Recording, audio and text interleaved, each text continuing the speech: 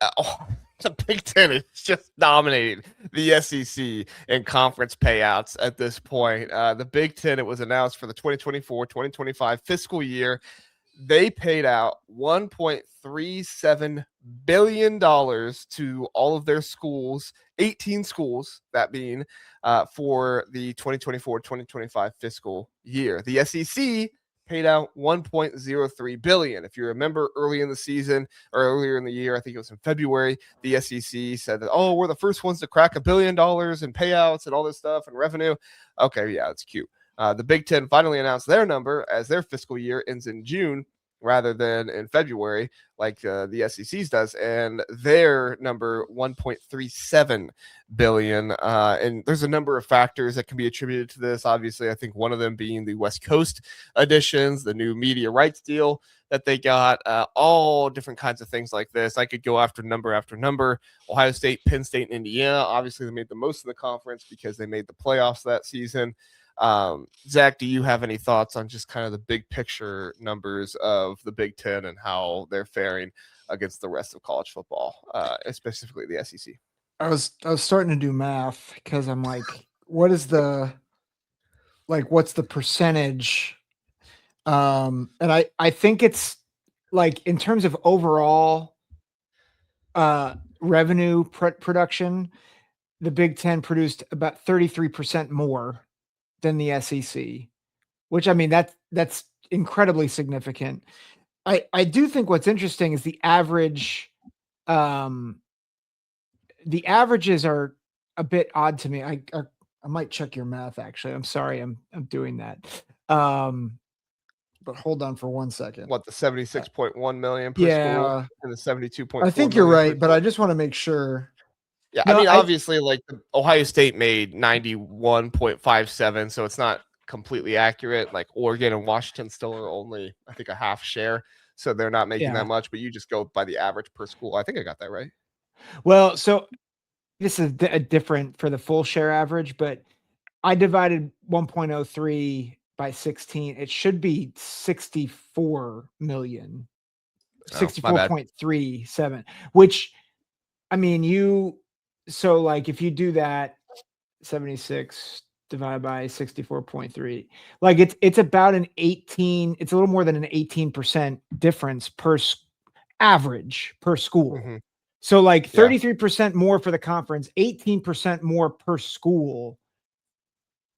That's significant. And like if you think about it, like you're talking about that's, Arkansas versus Purdue, and so like it's across the board. Now I know not every school gets the same, but it just kind of helps you understand like, wow, the Big Ten is kind of kicking the SEC's butt in this place too. Maybe Kirby Smart was onto something with his quote about there's more money, because there is. Mm-hmm.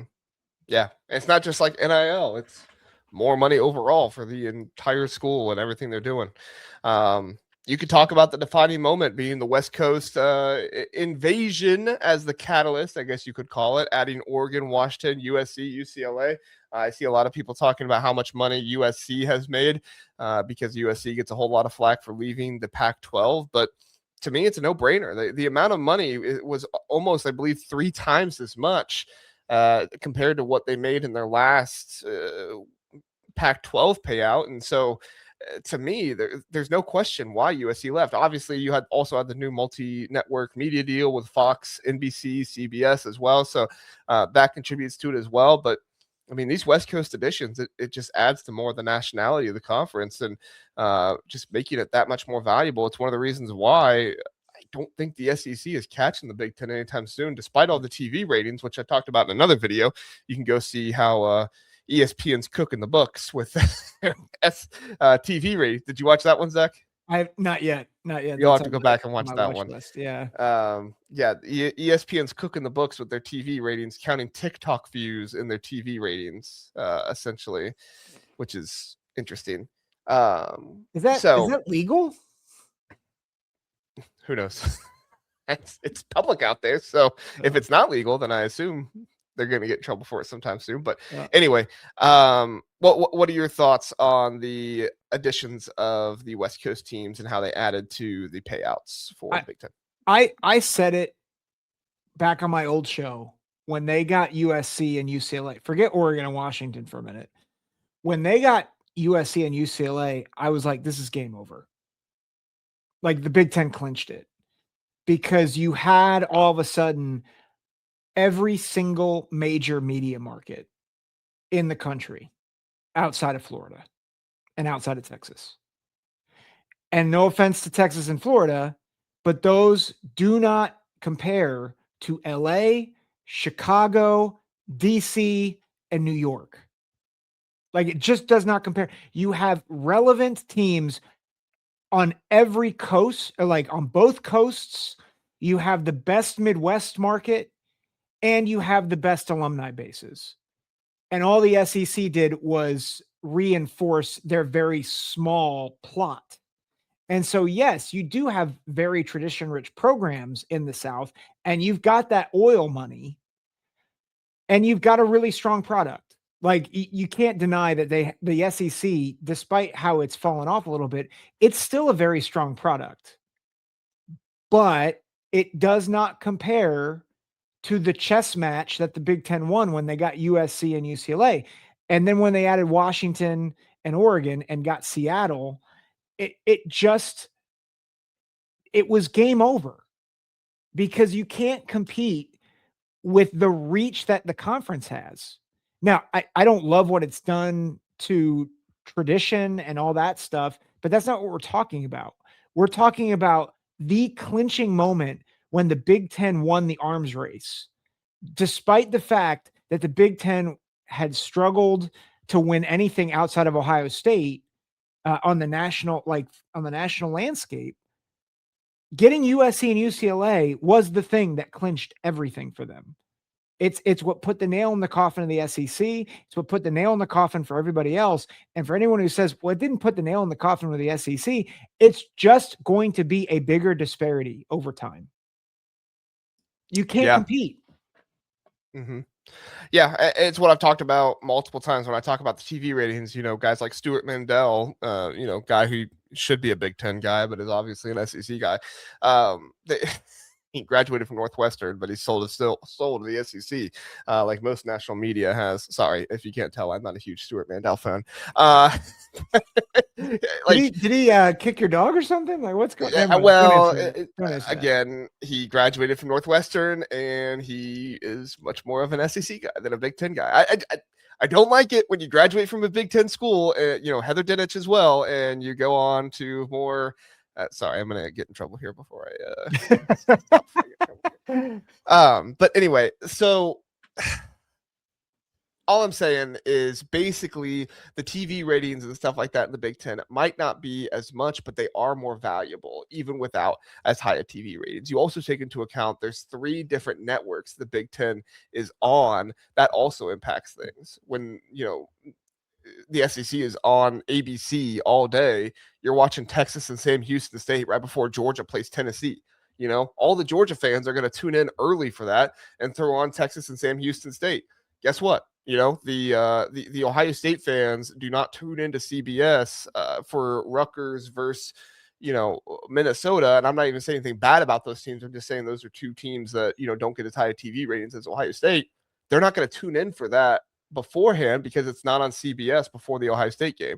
It's not on NBC before the game later on in the day. It impacts things having TV that way. And I guess kudos to ESPN for figuring that out, but it's also I don't think completely accurate when people say like, oh, the SEC has better TV ratings, they have more fans. No, you're also, number one, you're cooking the books, and 2, you have it just basically one TV channel network, whatever you want to call it, that you're working with. Can we also just call out the elephant in the room that outside of CBS, the production quality at NBC and Fox it pales in comparison to what ESPN does for college football. True. I love Gus and Joel, but I feel like at times they feel bored. Well, and Fox doesn't put the crowd noise in like ESPN does too. Yeah. So So like, as much as I dislike ESPN, what you're saying is exactly right. ESPN has been doing college football long enough. They know how to put it on your TV. yeah, NBC, CBS has been doing it for a while too, but they're obviously not as highly invested in it as ESPN is. yeah. I do think CBS feels more collegiate.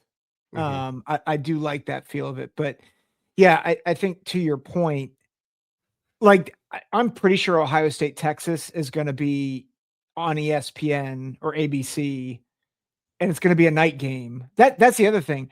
The big games in the Big Ten are not at night. So Mm-hmm. like the Big Ten's kind of handicapped themselves, and they're still kicking the ESPN's butt. Or not You're right. ESPN's, the SEC's butt. Like, what's going to Yeah. happen when Fox finally realizes maybe we should just compete head to head with the SEC for the primetime spot? Mm-hmm. Like, I think they will do damage to them. Yeah. Troy V says Gus ruined Big Noon for me, a Big Noon game for me. That fake hype or the fake hype shouting style is not my cup of tea. I liked it at times, like when he did the barbecue back there for the hit by the Ohio State player. You got barbecue back there, hurt like that. That kind of stuff always got me going. But he did just lean into it too much Yeah. for me. What would you say, Maserati Marv or something like that? Like, Yeah. you know, and I don't mind that stuff every now and then, but when it's like the entire game, it's like, all right, buddy. I like your enthusiasm here, but it just becomes a little too much. Yeah. It's become a caricature at this point. Yeah, yeah. Yeah. I still like Gus and Joel though, but Yeah, I can understand why fun. Troy would say that. You know, it's kind of like fake hype, shouting style. I get Yeah. that. So, yeah, a lot of people are not a huge Gus fan. SWNDS says Gus comes off much better in hoops, in my opinion. He does. He gets Yes. so casual in hoops. I laugh. Like him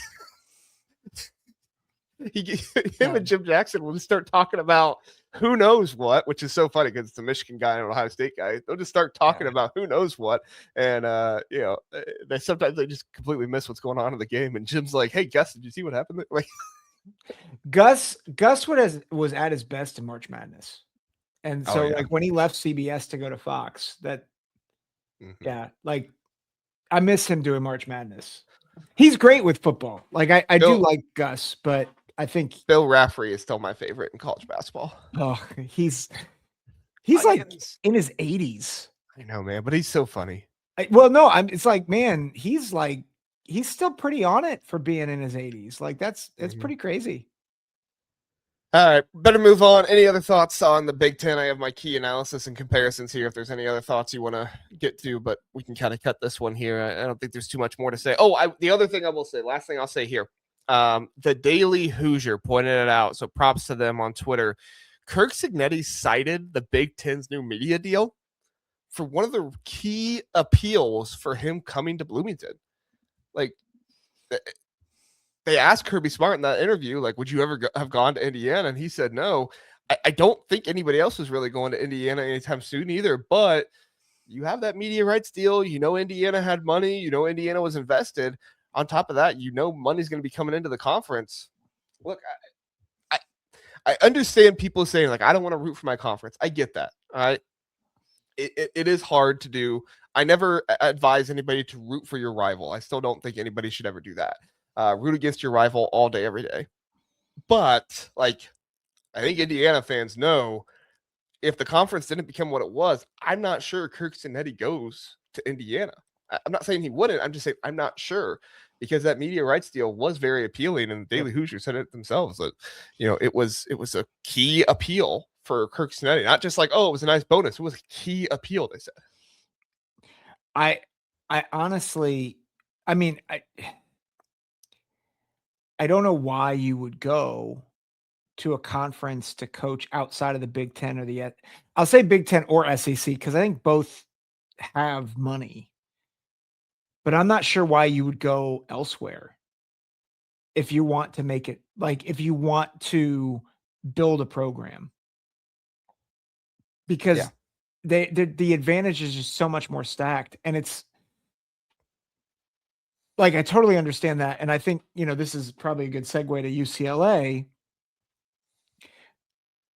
It makes sense why an up and coming coach like Chesney would go to UCLA despite the fact that they had all the issues that they have, because you have a conference that is backing their schools with a lot of money, and you can really supercharge. I mean, we saw the blueprint with Indiana, but like you can really supercharge your program and get to playoff contention within a year or two. And we're going to talk about that next here on the Big Ten Huddle.